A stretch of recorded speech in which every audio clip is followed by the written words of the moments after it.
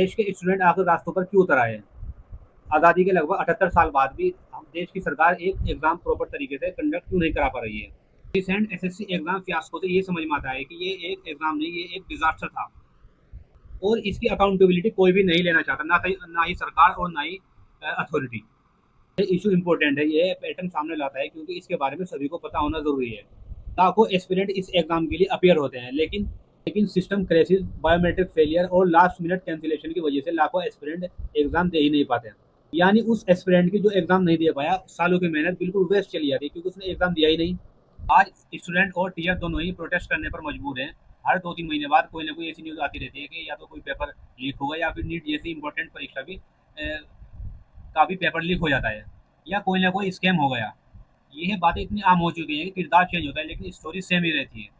तो student fail हो या पास, लेकिन हमारी गवर्नमेंट एग्ज़ाम कंडक्ट कराने में बिल्कुल फेल साबित हो रही है। लेकिन अब एग्ज़ाम कराने का वेंडर चेंज हो गया है। पहले होता ये था कि ये एग्ज़ाम टीसीएस जैसी कंपनी, रेपुटेड कंपनी इनको कंडक्ट कराती थी और एडुकेटिव कंपनी के नाम को ये कॉन्ट्रैक्ट चला गया है। फरवरी 2025 में मध्य प्रदेश हाई कोर्ट में इस कंपनी से ये पूछा गया कि लेकिन इस कंपनी पर 2020 में जो पटवारी के एग्ज़ाम होते हैं उनको प्रॉपर्ली कंडक्ट नहीं कराने का आरोप लगा। सरकार की तरफ से इसका बेसिक रीज़न दिया जाता है कॉस्ट कटिंग। टेंटेड रिकॉर्ड रखने वाली कंपनी को ये टेंडर क्यों दिया गया?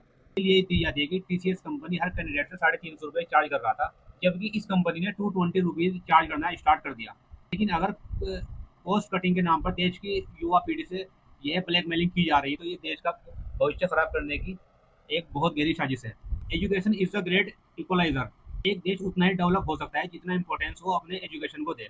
चाइना, जापान, साउथ कोरिया, यह देश अपने एजुकेशन सिस्टम को इतना इंपॉर्टेंस देते हैं, जब भी कोई इंपॉर्टेंट एग्जाम होता है तो ये अपने देश में नेशनल हॉलीडे घोषित कर देते हैं ताकि एक स्टूडेंट को कोई भी तकलीफ ना हो।